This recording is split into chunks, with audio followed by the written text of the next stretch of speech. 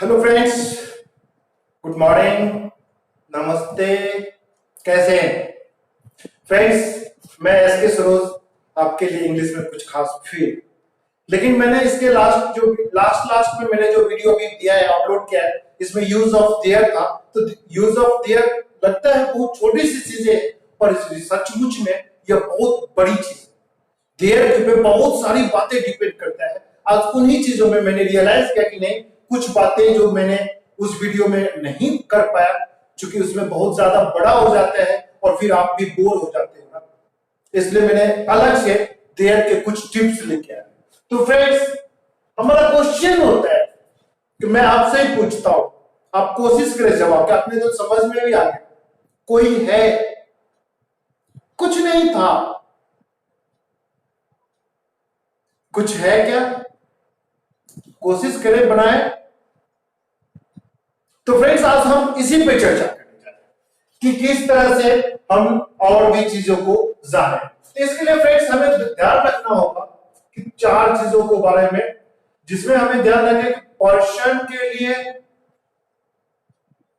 और गुड्स के लिए।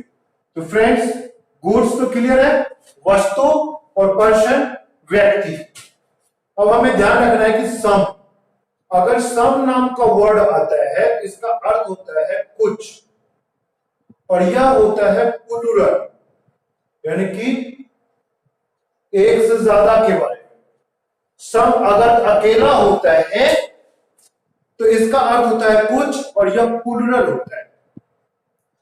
पर सम के साथ पर्सन के लिए यूज करेंगे या तो वन या बॉडी। अब सम वन या सम बड़ी, इसका स्ट्रक्चर में आ गया सम वन या सम बड़ी।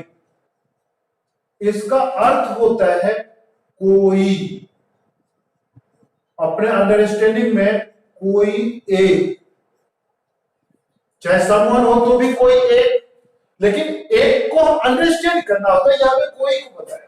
और यह अब यहां हो गया क्या? सिंगुलर। जहां सम यहां प्लूरल था, यहां समवन या समबडी आ गया, तो यह सिंगुलर हो गया। फ्रेंड्स, ये आपको वो सारे बच्चे जो क्लास 10 या बिलो 10 में पढ़ रहे हैं, तो अगर आपको एक टॉपिक होगा, आप पढ़ रहे होंगे या पढ़ चुके होंगे, सब्जेक्ट वर्ब एग्रीमेंट, उसमें ये बहुत कम आने वाली चीज है, उसी का ये पढ़ रहे हैं। ठीक उसी प्रकार गुड्स में आ जाता है, तो इसके लिए यूज किया जाता है समथिंग। थिंग, थिंग मतलब गुड्स, और सम के साथ आ गया तो समथिंग, और ये समथिंग भी यहां में सिंगुलर हो जाता है, और जिसका अर्थ होता है कुछ। देखा फ्रेंड्स, तो सम के बारे में हमने पता कर लिया। अब हम सम के बाद आ जाते हैं नो। नो हुआ, अगर पर्सन में आ जाएगा तो नो वन या नो बडी। फ्रेंड्स, तो क्या हुआ? नो वन या नो बडी, जिसका अर्थ होता है कोई नहीं, कोई नहीं। लेकिन कोई नहीं कितने? बहुत सारे नहीं, एक के लिए बारे में चर्चा कर रहा है, कोई एक नहीं। फिर भी यह यहां में सिंगुलर है, इसको प्लूरल नहीं समझना है।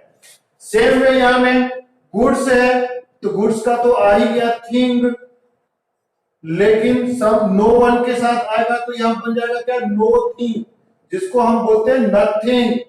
इसका भी अर्थ होता है कुछ नहीं, पर यह भी होता है सिंगुलर। तो देखा फ्रेंड्स, तो ये हमें देखना है, सम और नो हो गया। अब इसी तरह से हम इसके, चूंकि आगे बढ़ना है तो मिटाना तो जरूरी है। तो फ्रेंड्स, इसको आगे जो हम बढ़ेंगे तो देख लें।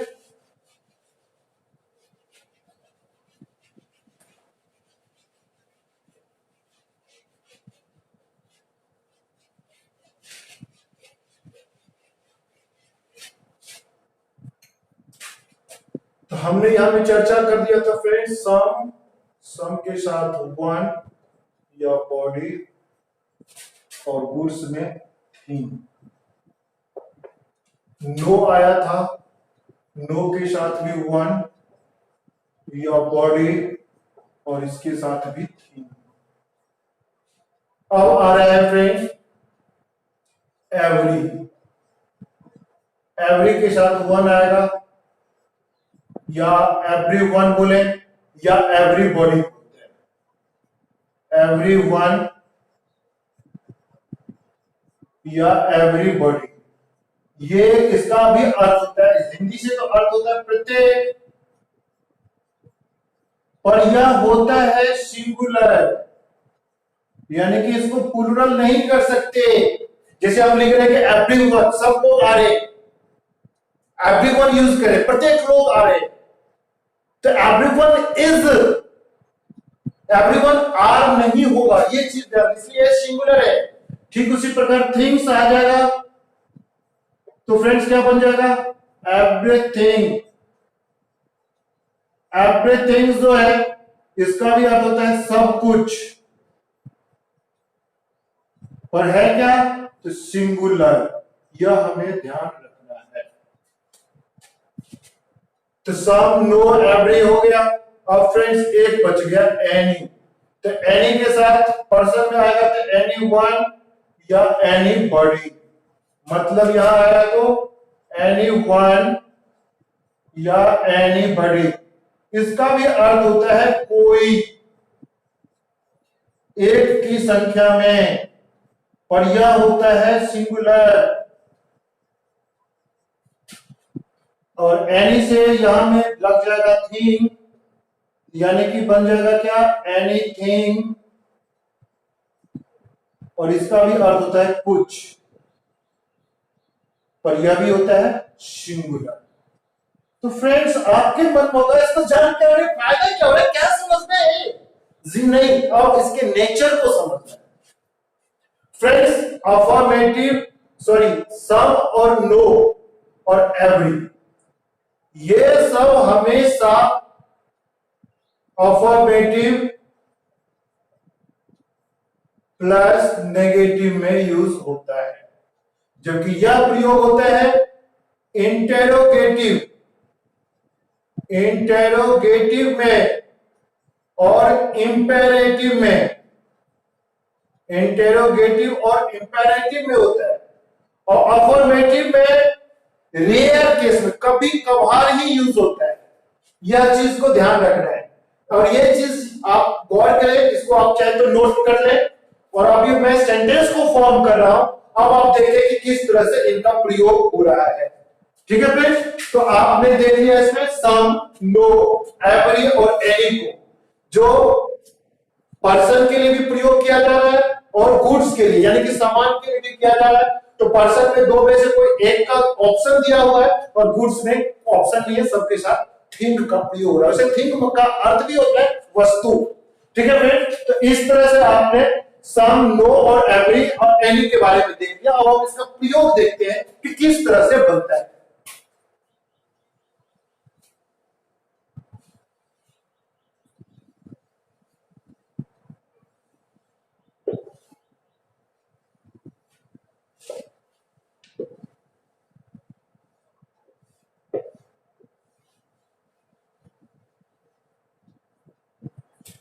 फ्रेंड्स क्वेश्चन था कोई है, और अभी जो हमने देयर का यूज किया था कोई था, कहीं पर किसी के होने की बात है, क्योंकि कोई है, इस बात से क्या पता चला कि सेंटेंस अफर्मेटिव है। तो हम इसका इंग्लिश जब हम बनाएंगे तो क्या होगा, क्योंकि कोई है तो क्या है, सिंगुलर है या प्लूरल, सिंगुलर है। प्रेजेंट है या पास्ट है, प्रेजेंट है। तो भी हम देयर से बनाएंगे तो क्या होगा फ्रेंड्स, देयर इज समवन, हो गया कोई है। कुछ था फ्रेंड्स, कुछ था। अब हमें इसको बनाना तो किस तरह से बनाएंगे, तो there was something, there was something, हो गया। लेकिन इसी में सेंटेंस होता है कोई नहीं है। तो फ्रेंड्स इसको कैसे बनाए? कोई नहीं है यानी कि सेंटेंस नेगेटिव है, इसको दो तरीका से हो, क्योंकि कोई नहीं है तो सिंगुलर है, इसलिए देयर इज या तो नो वन या नो बडी। बात खत्म है, कोई नहीं है, देयर इज नो वन या नो बडी।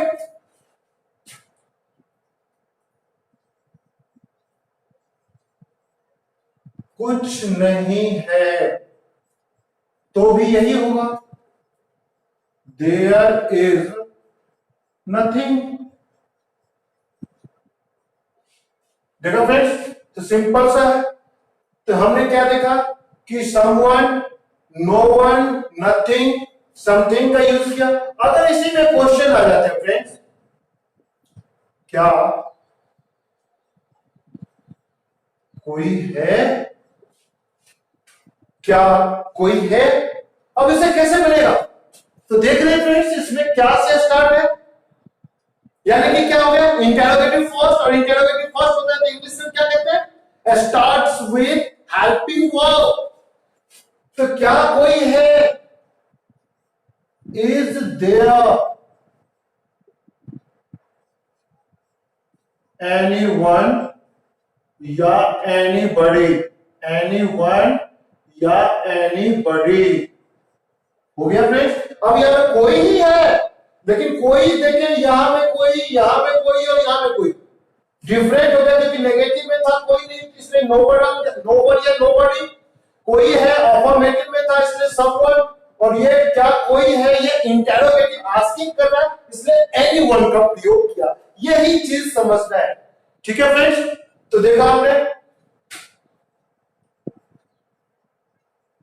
क्या कुछ था? तो फ्रेंड्स कैसे होगा, was there anything, क्योंकि इंटेरोगेटिव है, was there anything हो गया तैयार। तो देखा फ्रेंड्स, तो किस तरह से इसमें किया। और फ्रेंड्स इसमें जो है देयर के बारे में आप अच्छा से इंग्लिश यूज कर सकते हैं, और ये किसी प्रकार की कोई कंफ्यूजन नहीं देगा, ठीक है फ्रेंड्स। तो उम्मीद करता हूं कि यह आपके लिए काफी हेल्पफुल है, क्योंकि ये हम रोजमर्रा की जिंदगी में जब हम बात करते हैं इंग्लिश में, तो ऐसे सेंटेंस हमारे पास आ जाता है, और फिर तब हमें इसका इंग्लिश बनाते समय हमसे गलती होती है। तो फ्रेंड्स इसलिए मैंने पहले देयर को ओके कर दिया, और देयर के बेस पे ये यूजुअल वर्ड्स, यूजुअल सेंटेंस होती है, जिसको मैंने कोशिश किया कि आपको कंफ्यूजन सारा दूर कर दो। Thank you friends. वीडियो कैसा लगा, ये भी और देयर का दोनों के बाद, क्योंकि देयर के लिए मैंने आपसे रिक्वेस्ट नहीं किया, इसके लिए मैं क्षमा प्रार्थी हूं। और फ्रेंड्स अगर लगा सही तो सब्सक्राइब, लाइक और जो उचित कमेंट हो प्लीज दीजिए, जिससे मैं एनकरेज हूं या डिस्करेज। डिस्करेज होगा तो फिर नया चीज और उसमें डालूंगा, इनकरेज होगा तो भी और बेहतर करता रहूंगा, ठीक है फ्रेंड्स। Thank you.